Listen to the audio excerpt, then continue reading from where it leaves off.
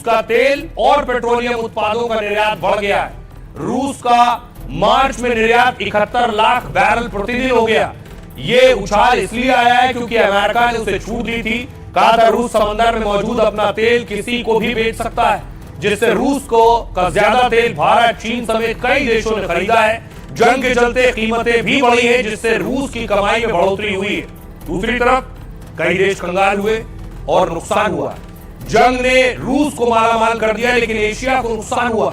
युद्ध की वजह से करीब 28 लाख करोड़ का नुकसान हो सकता है।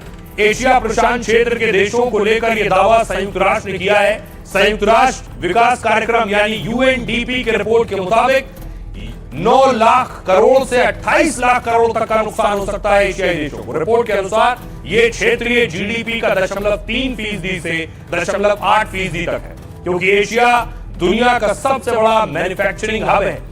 एशिया महाद्वीप में भारत, चीन, जापान, पाकिस्तान समेत 49 देश हैं, इसलिए यहां की गिरावट का असर दुनिया की अर्थव्यवस्था पर होगा।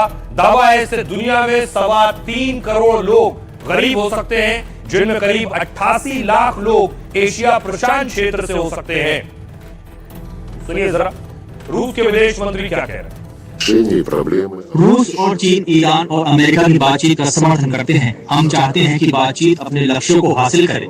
इसमें अंतर्राष्ट्रीय संधि और देश की संप्रभुता का ध्यान रखना चाहिए। हम इस बातचीत और मध्यस्थता में हर संभव मदद को तैयार हैं। और आइए खबरों में आगे बढ़ते हैं। आपको बताता हूं कि आखिर क्या जंग रुकने वाली है, क्योंकि सीजफायर अभी चल रहा है। ट्रम्प कह रहे हैं वो सीजफायर आगे नहीं बढ़ाएंगे, वक्त कम बचा है। कि तस्वीर देखिए। इस बीच मुनीर, पाकिस्तान के आर्मी चीफ फील्ड मार्शल असीम मुनीर ईरान पहुंच गए।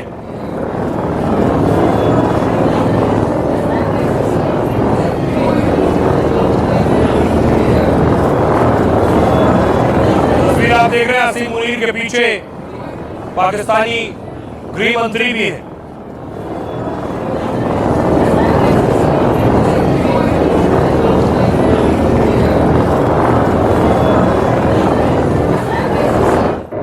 आपको बताऊं, ट्रम्प कह रहे हैं वक्त कम बचा है, 2 ही दिन है, तो क्या वाला है। 2 दिन में ईरान पर क्या फाइनल फैसला हो जाएगा। ट्रम्प ने ईरान से जंग को लेकर बड़ा बयान दिया है। ट्रम्प ने कहा मौजूदा सीजफायर बढ़ाने के पक्ष में नहीं हूं, लेकिन साथ ही कहा आने वाले 2 दिन बेहद अहम होंगे। ट्रम्प ने कहा युद्ध किसी भी तरह खत्म हो सकता है, लेकिन हमने कूटनीतिक समझौते को प्राथमिकता दी है। अगर समझौता होता है तो ईरान को निर्माण का मौका मिलेगा। ईरान में अब अलग तरह का शासन है। हमने ईरान से कट्टरपंथियों को हटा दिया है। ट्रम्प के मुताबिक युद्ध अब खत्म होने के बेहद करीब है। एक इंटरव्यू में कहा मुझे लगता है युद्ध लगभग खत्म होने वाला है। ट्रम्प के बयान से शांति समझौते की संभावना बढ़ गई है। इस बीच अमेरिका ईरान में फिर बातचीत हो सकती है। इस्लामाबाद में बैठक को लेकर दोनों देशों में बात हो रही है। ट्रम्प ने इस्लामाबाद में बैठक होने के संकेत भी दिए। साथ ही दोनों देशों के बीच बातचीत चल रही है। अमेरिकी उपराष्ट्रपति जेडी वेंस ने कहा मजबूत समझौता होगा। ट्रम्प ईरान के साथ एक मजबूत समझौता करना चाहते हैं। ऐसा समझौता होगा जो लंबे समय तक असर डाल सके। वेंस का कबूलनामा दोनों देशों के बीच गहरा अविश्वास है, उन्होंने कहा, लेकिन हम सही दिशा में आगे बढ़ रहे हैं। ईरान के राष्ट्रपति मसूद पेजेश्कियन ने भी समझौते की बात कही है। मसूद ने कहा कि ईरान युद्ध नहीं, बातचीत चाहता है। ईरान किसी भी टकराव का इच्छुक नहीं है। विवादों का समाधान संवाद के जरिए ही संभव है। साथ ही ईरान ने अमेरिका को चेतावनी भी दी कि अमेरिका शर्तें थोपने या सरेंडर के लिए मजबूर न करे। सुनिए जरा अमेरिकी राष्ट्रपति डोनाल्ड ट्रम्प क्या कहते हैं। मुझे लगता है कि जंग अब खत्म होने वाली है, मतलब जंग खत्म होने की बेहद करीब है। अगर जंग दोबारा होती है तो अभी के हालात में ईरान को 20 साल लग जाएंगे निर्माण में, और हम देखेंगे कि आगे क्या होता है। ईरान किसी भी हाल में समझौता करना चाहता है। खबर ये है कि ट्रम्प जिनपिंग में क्या बात बन गई है, लेकिन उससे पहले आपको दिखाता हूं कुछ तस्वीरें जो हृदय विदारक हैं, दिल को हिला देने वाली है। ये तस्वीर आप देख रहे हैं, कूड़े का ट्रक है, गार्बेज ट्रक। इजराइल की सेना ने रोका इसे और उसके बाद देखिए नीचे से फिलिस्तीनी 70 लोग निकले, कूड़े के ट्रक में भर कर जा रहे थे। गाजा में जो हालात है उस हालात से बचकर इजराइल में दाखिल होने की कोशिश में थे और कूड़े के ट्रक से 70 लोग निकले।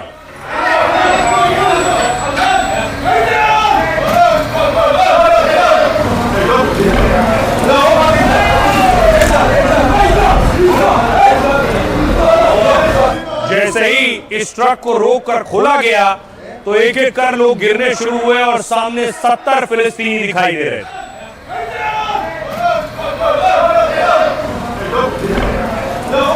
फिलिस्तीन में हालात ऐसे हैं, न रोजगार है, न कपड़ा है, न रोटी है और न मकान है। एक तस्वीर और दिखाऊं, इजराइल ने जो टनल है, सुरंग, उसमें धमाका करके उसे उड़ा दिया है। वो तस्वीर है।